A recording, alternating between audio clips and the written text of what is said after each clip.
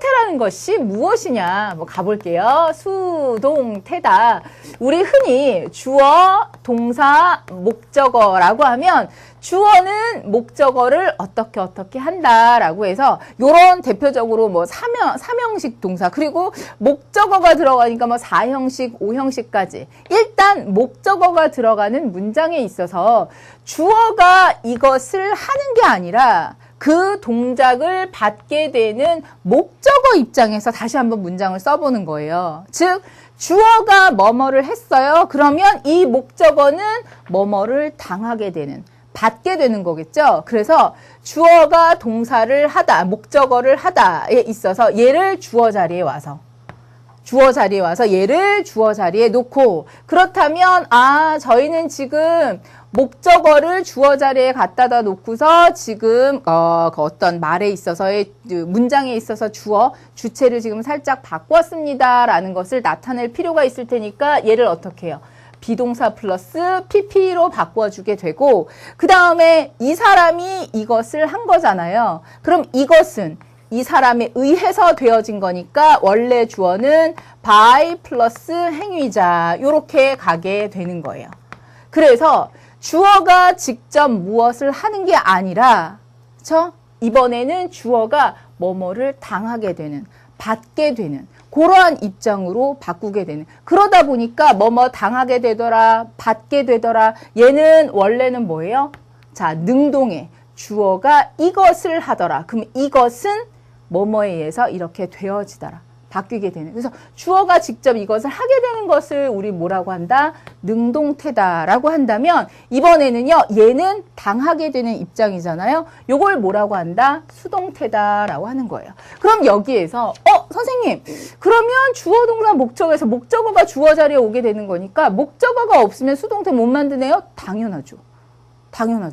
목적어가 있어야 얘 입장에서 문장을 다시 풀어서 쓰는 거니까. 그래서 여러분 문장 구조에 있어서 1형식, 2형식 자동사 있죠. 뒤에 목적어를 취하지 않는 동사들은 당연히 수동태가 불가능합니다. 그건 여기에서도 얘기할 필요도 없이 명확하게 정리가 되죠. 근데 문제는 그렇다면 우리는 이 주어가 실제로 이 행동을 하는 건지 당하는 건지 그것을 또 구분해야 되는 문제에 봉착을 하게 됩니다. 그랬을 때 어떻게 하면 주어가 하는 건지 당하는 건지를 조금 더 명확하게 때로는 시각적으로 의미적으로 구분해낼 수 없을까 그거를 잘 한번 생각해 보니까요. 제일 먼저는 목적어의 유무를 잘 살펴보면 되더라고요.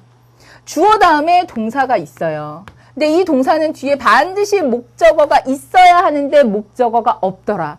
목적어가 있어야 하는데 목적어가 없네요. 문법적으로 틀린 건 아니고 그러면 얘는 뭐가 될까요? 있어야 하는데 없다. 목적어가 앞으로 나가서 그렇지. 수동태가 되었다라는 의미가 되는 거죠. 그런데 목적어가 있어야 하는데 목적어 자리에 있더라. 그럼 뭐가 되는 거예요? 그냥 능동태인 거예요. 얘가 이걸 하는 거구나. 그래서 먼저는 목적어의 유무를 가지고 따질 수 있습니다. 그런데 단 여기서 조심할 게 있어요. 누가 있냐면 4형식을 한번 생각해 보세요. 4형식을 생각해 보면 예를 들면 He gave me a book이다 라고 하면 이건 뭐예요? 나에게 무엇을 이렇게 되잖아요. 나에게 무엇을. 그래서 간접 목적어, 직접 목적어. 얘는 목적어가 두 개예요. 그래서 요 목적어가 앞으로 나와도 여기 목적어가 하나 더 있어요. 그래서 얘는 조심하세요. 그럴 경우에는 어떻게 구분을 할 수 있을까? 두 번째는요. 그럼요. 의미로 파악을 할 수 있는 거예요. 의미로. 그래서 예를 들어서 주어가 뭐뭐뭐 하다 라고 하면 얘는 뭐가 돼? 주어가 하는 거니까 당연히 능동이 되는 거죠. 반면에 주어가 뭐뭐뭐 되다 혹은 뭐뭐뭐 당하다 라고 하면 얘는 뭐가 되는 거예요? 그럼요. 수동태가 되는 거예요. 한 가지 여기다 더 할게요. 주어를 해석하다 보니까 주어를 뭐뭐뭐뭐 하다라고 하는 게 훨씬 더 해석할 때 부드러운 거예요. 주어를 뭐뭐 하다.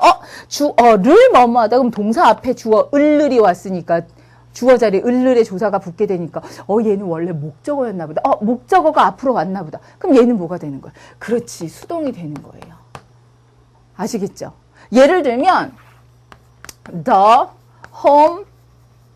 homework was done이다 라고 하면 숙제가 되어졌습니다도 괜찮겠지만 숙제를 했습니다 라고 하면 더 훨씬 부드럽잖아요. 그쵸? 그랬을 때 어떻게? 숙제를 했다. 주어인데도 불구하고 을을이 붙었다. 목적어가 앞에 온 거. 수동태가 된 거. 숙제를 했습니다. 이렇게 될 수가 있다고요. 아시겠죠? 자, 그래서 수동태를 파악할 땐 일단 목적어가 있느냐. 그래서 제가 지난 시간에 살짝 이 얘기를 했었어요. 수동태 할 때 그 분사. 왜냐하면 과거 분사다. 과거 분사가 뭡니까? 수동의 의미를 나타내는 거. 뒤에 목적어 있어야 되는데 없다. 그럼 그거 필시 수동의 의미를 갖게 되는 거다. 수동태랑 관련이 있는 거다. 그래서 과거 분사 형태로 가게 되는 거거든요. 그래서 목적어의 유무. 그런데 사형식에서는 목적어가 2개 있으니까 그럴 때는 어떻게 의미를 가지고서 따져볼 수 있습니다. 그리고 마지막으로 한 가지는 이쪽에다 한번 써볼게요. 세 번째로는요. by 행위자가 뒤에 나왔다라고 한다면 요거는 능동이에요, 수동이에요? 당연히 수동태죠. 누구누구에 의해서라고 되니까요. 뒤에 by 행위자가 나오게 되더라라고 하면 누구누구에 의해서 되어지다가 되는 거니까 이럴 때는 수동태이겠구나라고 생각하시면 되겠습니다. 요거는 뭐 시각적으로 딱 눈에 보이게 되는 거니까 가장 크게는요. 요거 한 가지에다가 앞으로 돌아가서 요 2가지 있잖아요. 목적어 그리고 해석하는 방법. 요 정도이면 충분히 여러분 머릿속에서 정리가 어느 정도 되더라고요.